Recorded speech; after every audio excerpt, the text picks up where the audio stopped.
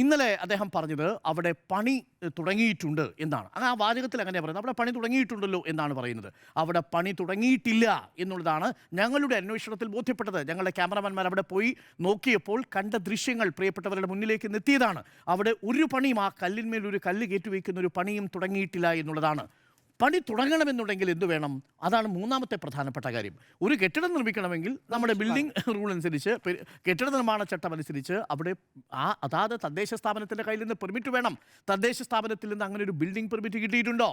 ഏതെങ്കിലും തരത്തിലൊരു plan town planning officer അംഗീകരിച്ചിട്ടുണ്ടോ?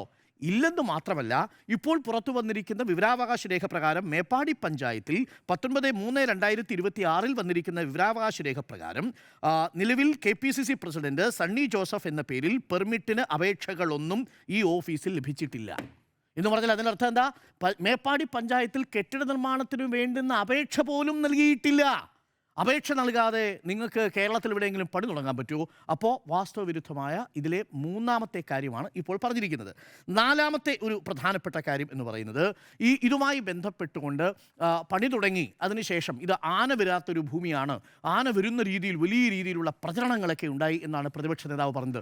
ഇന്ന് വീടിൻ്റെ തൊട്ടടുത്ത് ഉണ്ടായിരുന്ന ഒരു അയൽവാസി നമ്മുടെ ക്യാമറയിൽ പറഞ്ഞെന്താ, 2 ആഴ്ച മുമ്പ് 2 ആന ഇറങ്ങി അവിടെ കവുങ്ങും ഈ മരങ്ങളും ഒക്കെ അവിടെ കുത്തിയിട്ടിട്ട് പോയി എന്നുള്ളതാണ്. ആന ഇറങ്ങുന്ന സ്ഥലമാണെന്ന് മാത്രമല്ല, തൊട്ടടുത്ത് ആനയെ പ്രതിരോധിക്കാൻ വേണ്ടിയിട്ടുള്ള ഫെൻസിങ്ങും അവിടെ വെച്ചിട്ടുണ്ട് എന്നുള്ളതാണ്. ആനശല്യമുണ്ട് എന്ന് പറഞ്ഞത് ഇന്ന് അവിടെ ആ വീടിനോട് ആ സ്ഥലത്തോട് ചേർന്ന് താമസിക്കുന്ന ആളുകളാണ് എന്നുള്ളതാണ്. ഇത്രയും കാര്യം നമ്മുടെ മുന്നിൽ ഒരു ഒറ്റ വിഷയത്തിൽ 4 വാസ്തവവിരുദ്ധമായ കാര്യങ്ങൾ സംഭവിച്ചിട്ടുണ്ട്.